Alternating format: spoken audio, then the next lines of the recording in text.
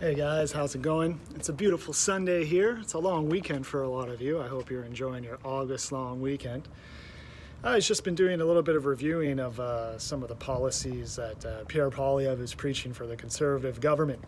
And I want to tell you, I'm in a little bit of disaccord with his housing policy to battle inflation. He's stating that a 15% government incentive to build new housing and development projects across the city of Vancouver, for example, will alleviate some of the housing costs. And he's talking about eliminating gatekeepers, cutting red tape, licensing fees, land development, taxation as the main costs allotted for development in that area. That's not the problem, Pierre. That's not the problem at all. The problem is affordable housing, built for purpose apartments or social housing, transitional housing for those that are in need of these resources and places. The apartment market will make up more than enough to adequately house most people that live in these areas, bring down costs for affordability for the people, and development on these projects needs to happen. The reason they don't, as we all know, it's more profitable for construction companies to build condos. There's less overhang and owing costs and debt from building condos because there's an assured return on their investment, also for stakeholders involved. There's less of that possibility when you're building apartments, and there's also a consideration that it kind of puts strain or alleviates strain on older apartments within the facility or within, Vancouver, for example, that are charging exorbitant amounts now because housing prices have jumped, rental prices have jumped as well, and it's not quite qualified or constitutable for some of these units. Not to say there's a value for renting in these older units, there is, but when we're talking about excessive rent costs for that, because the market is dwelled up in comparison to lack of housing across the board or residency, right? It's not just, it's not warranted. So building houses is a small portion.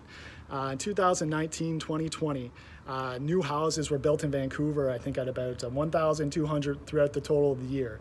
And everything else that's been developed, condos occupied about 6,500 residencies that year. Apartments were at 2,800, and that's for purpose built apartments, all the way down to social housing, development, transitional homes, and then some assistance for rental for purpose-based rental apartments that are being built, right?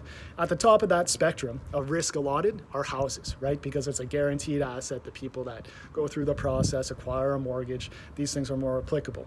At the base would be social housing and transitional housing for those that can't afford it, but can still afford to pay for a unit and have occupancy and residency in some of these places. And those are the people who are in dire need of housing in the Vancouver area. And you want to talk about affordability, it affects them the most, not those that can go develop or buy a brand new house or have a mortgage on the line for a brand new house. And the government does have some incentives that they've released, rent for purpose, avoiding a down payment in order to acquire and take an apartment as full-time ownership, for example, along with some other incentives and things they put in place to try to alleviate some of the stress in the market. Yes, there's a lot of room to grow. The targets of building affordable housing and making affordable apartments for Vancouver residents in 2019 and 2020 was only at 49%. That leaves half the people out in the cold, and there's no wonder there's such a squeeze for housing and residency in that area.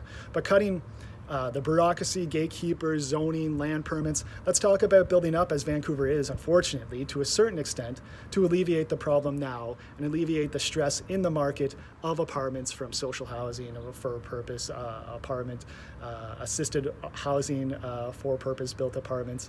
By building these units, getting permit and acquiring these, regulating the industry somewhat so that rather than condos going up, which is harder for these people to afford, apartments are, that is temporary housing with relief and incentive that they can actually afford, drive down market prices and rents, and then look at these other things. Yes, housing is a part of it, an actual physical space of a house, or condos, for example. But a lot of people aren't in that situation, as you said, right?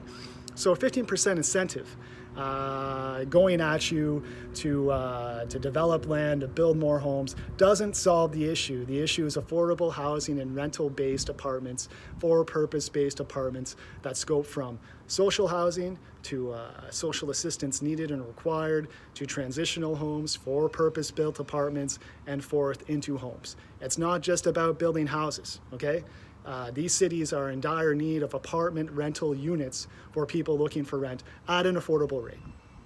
Now, Vancouver does have that issue. Like I said, they're at about 50% of capacity. There could be incentive push to bring down the regulations, stop building condos as much, start building for-purpose built apartment units for people.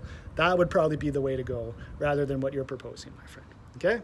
Anyway, just like to get that out there. His housing policy and plan, I don't really quite agree with it and resonate. It is, maybe a part of the problem. But the issue right now is affordability in apartments for those living in urban areas to bring down costs and kind of regulate the market. And from there, you probably want to further explore more housing opportunities and other formats, right? Anyway, have a great day, guys. Enjoy your day. It's a Sunday of a long weekend and it's beautiful weather. Take care. Bye.